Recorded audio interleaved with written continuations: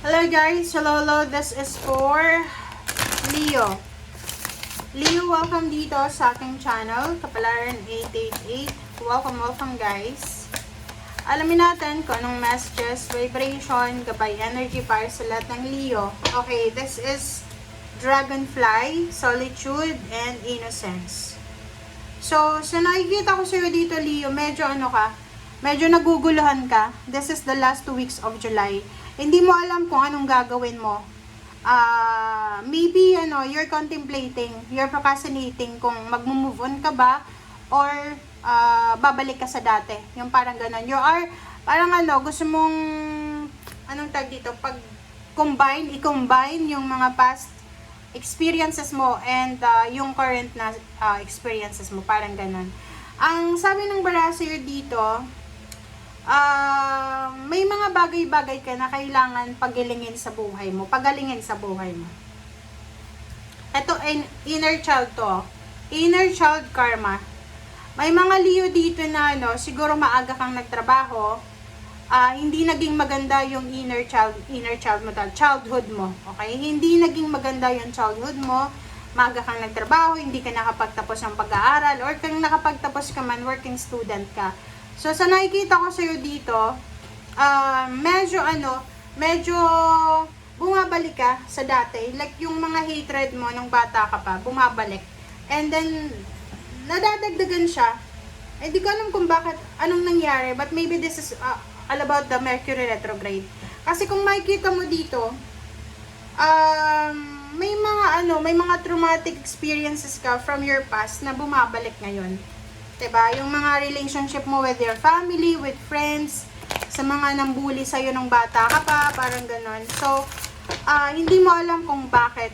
Nananahimik ka na, pero bumabalik pa rin yung mga alaala from your past.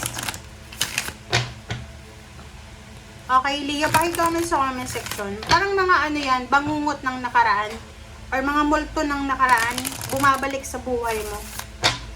Pwede yung ex mo, yung kaklase mo na binubuli ka, yung mga tao na parang yun, walang naniwala sa'yo nung bata ka pa, parang ganun.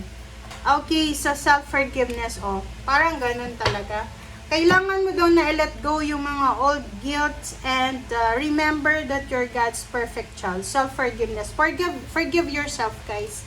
Yun ang nakikita ko. So, parang yun, may mga traumatic experiences from your childhood, from your past na parang bumabalik sa ngayon. Nati-trigger ba? Okay, yun yung tamang word dito. Nati-trigger kayo. Paki-comment sa comment section, Leo. Kasi, sa nakikita ko sa'yo dito, okay, sa nakikita ko, parang nawala na to sa memory mo diba? Like, nawala na to sa memory mo. Nakapag-decision ka na I need to move on. Kailangan kong kalimutan na yung nakaraan. Pero, sa 2 linggong ito, last 2 weeks of July, parang magbabalik tanaw ka. Diba? Yung parang, anong tawag doon? Bigla lang na maisip mo siya. Na matitrigger ka ulit. Magagalit ka ulit.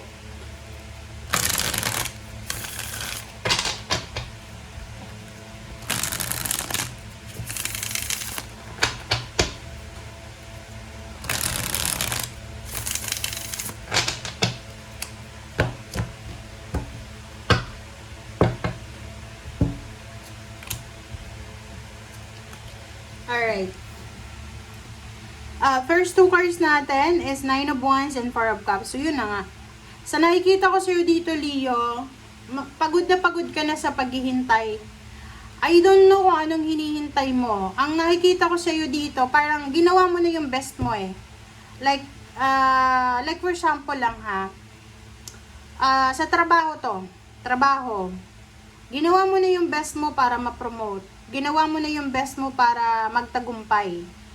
Pero parang napagod ka na, pero wala pa rin nakukuha. So maybe 9 years ka na, 9, 10, 11, 12, 13. 13 years na ganun, na naghihintay ka, pero wala pa rin nangyayari. Parang ganun yung energy na to. Makakaramdam ka ng pagod. Pwedeng love life din yan. Ang tagal mong mag-antay, pero wala pa rin love life. Waiting to. 'Di ba? So kung makikita mo dito, Leo, You are parang impatient ka na sa pag-aantay. Kailan ba darating yung freedom, yung kalayaan sa buhay ko? Kailan ba kami maghihiwalay ng asawa ko, ng boyfriend, girlfriend, ng ka-live-in, parang ganun? Kailan ba ako makakalaya dito sa business na to, dito sa mindset na to, dito sa health issues na to, dito sa lugar na to? Kailan ka ba makakaalis dyan? Kailan ba matatapos yung contract mo? Parang ganun, ang dami-dami mong mga question sa buhay mo. Okay, na hindi ka na makapaghintay. Kita nyo? Sabi dyan ng The Wheel of Fortune yon, you are impatiently waiting kung kailan iikot yung Wheel of Fortune para ikaw naman ang mapunta doon sa taas. Para ikaw naman ang magbigyan ng pabor. Parang tingnan mo to, parang ang nakikita ko sa mga Leo ngayon, ngayong last 2 weeks of July, kayo parang sawang-sawa na kayo sa mga, like yung iba, sawang-sawa na sa pagtatrabaho kasi wala namang nangyayari. Yung iba naman sa love life, wala namang nangyayari sa love life mo. So parang gusto mo na lang makipaghiwalay. Yung iba nasa abroad, pero walang ipon, 'di ba? Parang ganun. So yun ang nakikita natin. So sa nakikita ko sa iyo dito, siguro yun. By the end of July, makakapag-desisyon ka na umalis na lang. Umalis, alisin yung sarili mo. Kung love life yan, makikipaghiwalay ka. Kung trabaho yan, magre-resign ka, mag-aawol ka na lang siguro. Or siguro magdedesisyon ka na lang na, kumbaga magpakalayo-layo. Parang yun nakikita ko sa'yo. Hindi ka na masaya Hindi, parang malungkot ka, stress ka, ganyan, ganito. Kita mo? Tapos wala ka pang pera. Diba? Nakikita nyo guys? Sabi ng baraha sa'yo dito, sawang-sawa ka na Leo sa pagiging mahirap. Trabaho ka ng trabaho, lahat na ata ng business pinasok mo, lahat ng pwedeng pagkakitaan pinasok mo, pero tingnan mo to, wala pa rin pera. Pero sa nakikita ko sa'yo dito, sinasabi ng baraha Leo na isang desisyon lang ang gagawin mo, makukuha mo na daw yung financial wish mo. I don't know kung ano yan. Okay? Kung may naiisip kayo kung ano yan, paki-comment sa comment section. Kasi ang sabi ng baraha sa'yo dyan, isang importante na desisyon ang gagawin mo na pwedeng magpabago sa takbo ng buhay mo. Diba? Isang importante. Like for example, pagbi-business, yun nga, pagta-travel, pagpunta sa lugar na alam mo na doon ka magtatagumpay. Parang ganun. Diba? So yun guys ang nakikita ko sa'yo dito. Wag nyo i-pressure yung sarili nyo. Kasi yung problema mo sa pera, etong problema mo sa pera, hindi lang naman ikaw yung may problema sa pera. Alam mo may inflation ngayon, 'di ba? Siguro nagkataon lang na ilang taon ka nang nagsasuffer financially, tapos na timing pa dumating yung inflation, kaya ganun. So huwag kang panghinaan ng loob, Leo. Okay? Thank you guys. Bye!